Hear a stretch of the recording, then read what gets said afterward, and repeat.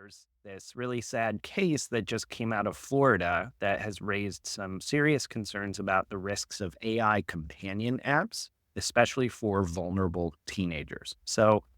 A 14-year-old named Sewell Setzer took his own life after developing a really deep emotional attachment to an AI chatbot on Character.ai, which is a platform we've talked about often that allows you to create and interact with AI personalities. Think That like Google just tailored, acqui-hired. yes, which Google has recently acqui-hired. So that adds a whole element to this because they are now getting sued because the teen who tragically had taken his life had been spending months intensively communicating with a chatbot modeled after a Game of Thrones character. And they actually, in the article on this topic, shared some of his conversations. They're very intimate, I would say, in the sense that really talking through his deepest feelings and fears and eventually even discussing suicidal ideation. So his mom is now filing a lawsuit against Character.ai, arguing that the company's dangerous and untested technology basically allowed her son to become emotionally dependent on an AI companion without adequate safeguards.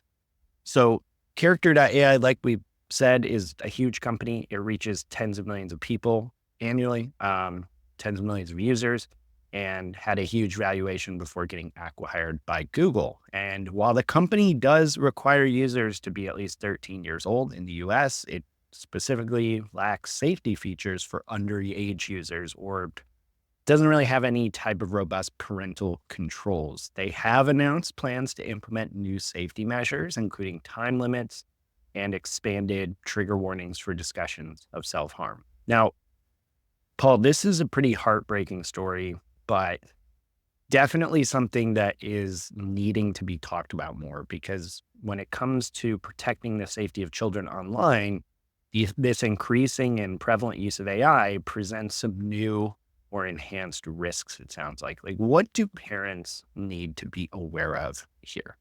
Yeah, so I think, I mean, anybody who listens to this show regularly knows I have a 12-year-old and an 11-year-old. So this is, kind of in our wheelhouse. I have a number of nieces and nephews, in this age range. And, um, knowing what Mike and I know and being as deep in this field as we are, you can look out and see different things like this, and you can kind of connect the dots about the likelihood of different tragedies occurring related to AI. It's the Eh, things I try not to think too often about. It's the things that you don't really like get into. And, Mike and I are out doing public speaking keynotes and don't really get the questions like this one. But, I read this Wednesday morning. I was heading to New York that afternoon and I read this and I honestly couldn't even get through the article the first yeah. time. Like the first like 5 paragraphs just destroys you as a parent. And so I didn't even finish the article.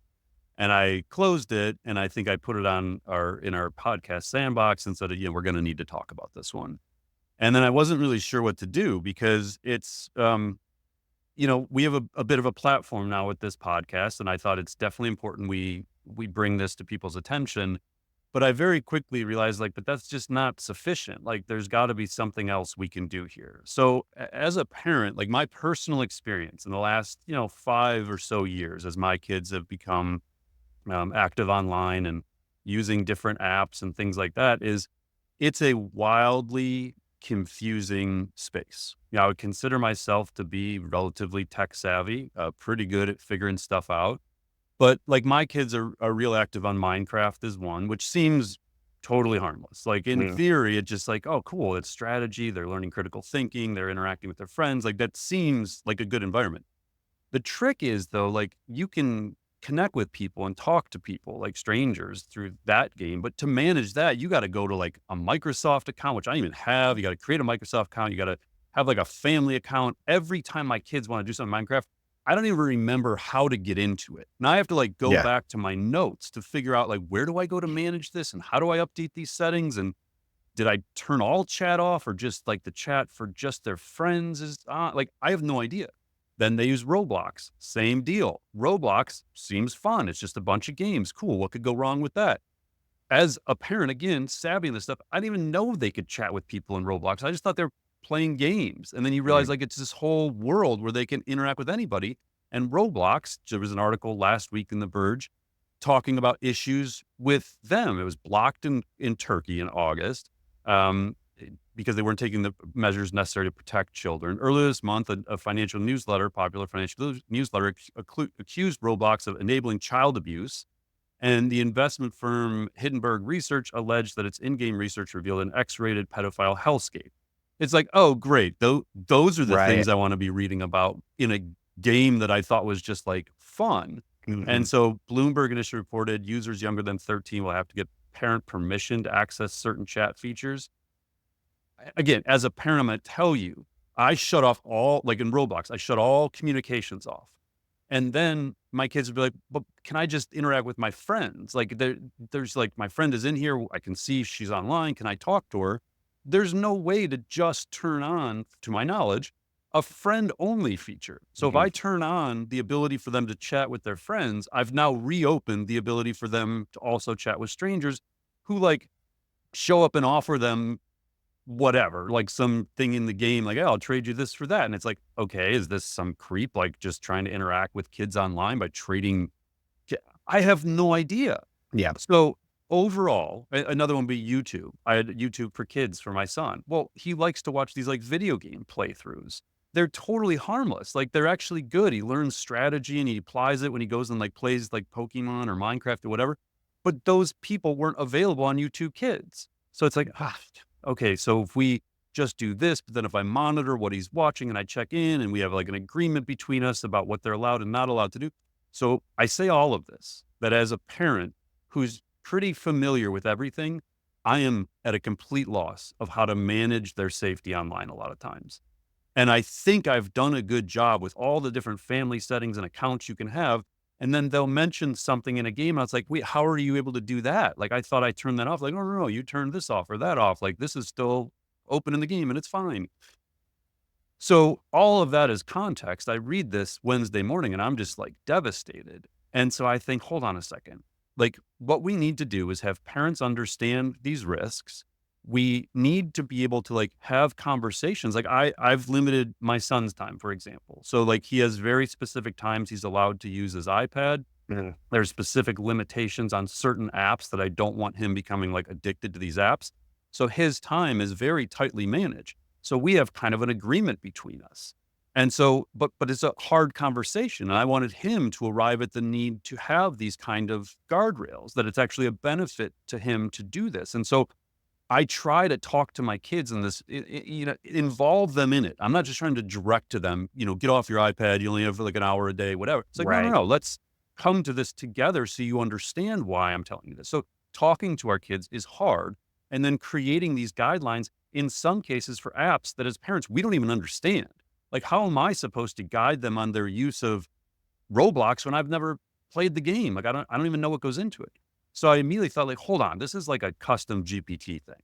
And so in a matter of like 30 minutes, Wednesday morning, before I got on my flight, I built Kid Safe GPT for parents.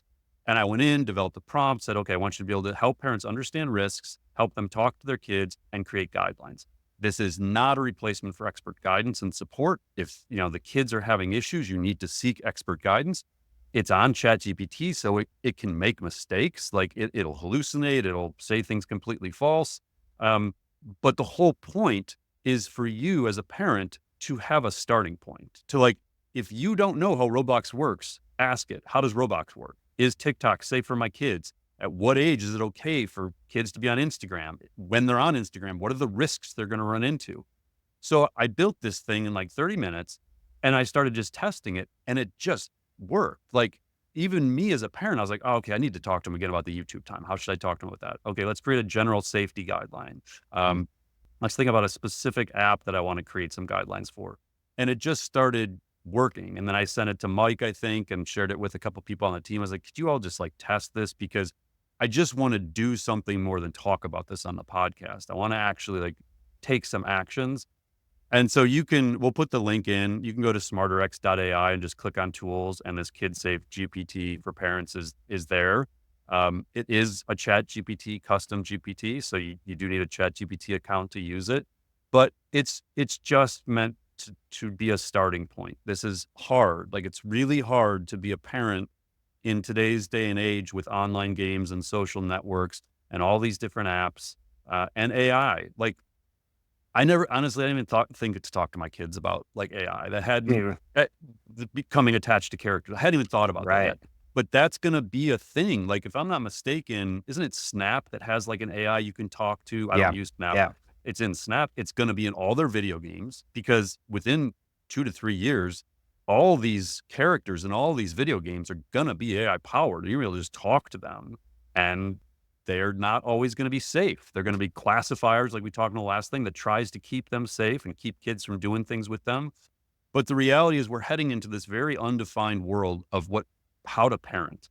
And so my hope was the Kid Safe GPT is at least as a starting point for people to kind of think this through a little bit more. But yeah, we got to be realistic that this isn't all going to be sunshine and rainbows and, growth of productivity and efficiency and creativity. Like, there's dark sides to this, and they're not going to go anywhere. And so we got to take some actions to, certainly protect our kids best we can. Yeah, and I would just emphasize as well, and this surprised me because we have been following Character.ai for a while, but probably not as early as we should have known about it. Because if you think this is just like a niche thing that certain, nerdy kids or AI people are following, last I checked, Character AI's user base, 57% of it is 18 to 24. So it's Yeah. Gen Z. Yep.